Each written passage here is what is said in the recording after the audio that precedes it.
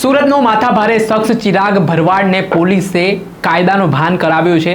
આજે પોલીસ દ્વારા દોરડા બાંધીને તેને જાહેર રસ્તાઓ પર ચલાવ્યો છે અને તેની દાદાગીરી કાઢી છે।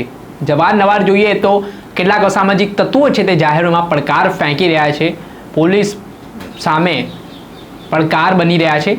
ત્યારે આજે પોલીસે આરોપીની શાન ઠેકાણે લાવવાની પણ તજવીજ હાથ ધરી છે। શું મામલો હતો, વિગતે વાત કરીએ। વૈષ્ણવજન તો તેને કહીએ જે પીડ પરાઈ જાનાને રે। નમસ્કાર દર્શક મિત્રો, નવજીવન ન્યૂઝમાં આપનું સ્વાગત છે। હું છું ફૈઝાન।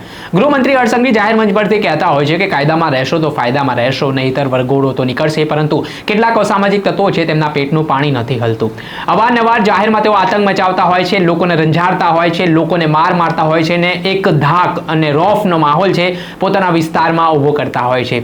ત્યારે સમયાંતરે પોલીસ આવા તત્વોની ટાંટિયાતોડ સર્વિસ પણ કરે છે, જાહેરમાં તેમનો વરઘોડો પણ કાઢવામાં આવે છે। તો પણ અમુક લોકો છે તે આ તમામ બાબતો થાય છે છતાં પણ સુધરતા નથી।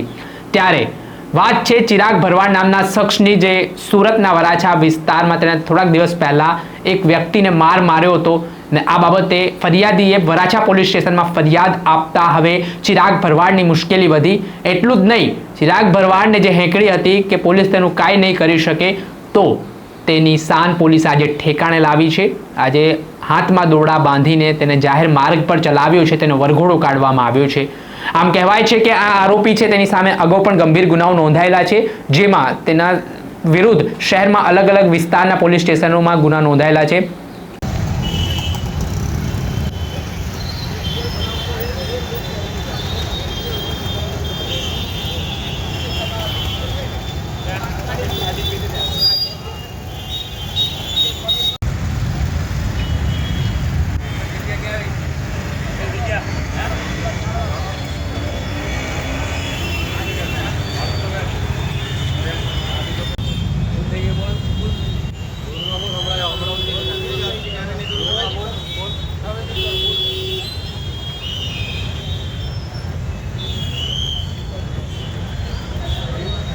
વિસ્તારમાં છે ને તે ગુસ્સીટોકના ગુનામાં પણ છતાં પણ તે પોલીસને પડકાર ફેંકી રહ્યો છે ને જે રીતે તેણે આ માર માર્યો હતો તે બાદ પોલીસે હવે ઘટનાનું રિકન્સ્ટ્રક્શન છે તે આરોપીને સાથે રાખીને કર્યો ને આરોપીનો ડર, માથાભારે શખ્સ તરીકે છબી ધરાવનાર આ વ્યક્તિનો ડર વિસ્તારમાં ઓછો થાય તે પ્રકારના પ્રયાસો પણ પોલીસે શરૂ કર્યા છે। જોવાનું રહ્યું કે હવે આ ઘટના બાદ જે અસામાજિક તત્વો છે તે કોઈ બોધપાઠ લે છે કે પછી જેસે તે જેવી સ્થિતિ જોવા મળે છે તે આવનારા સમયમાં ખબર પડશે। દર્શક મિત્રો, આવા જ નવા વિડીયો સાથે આપને માહિતગાર કરતા રહીશું, એટલે નવજીવન ન્યૂઝ જોતા રહો।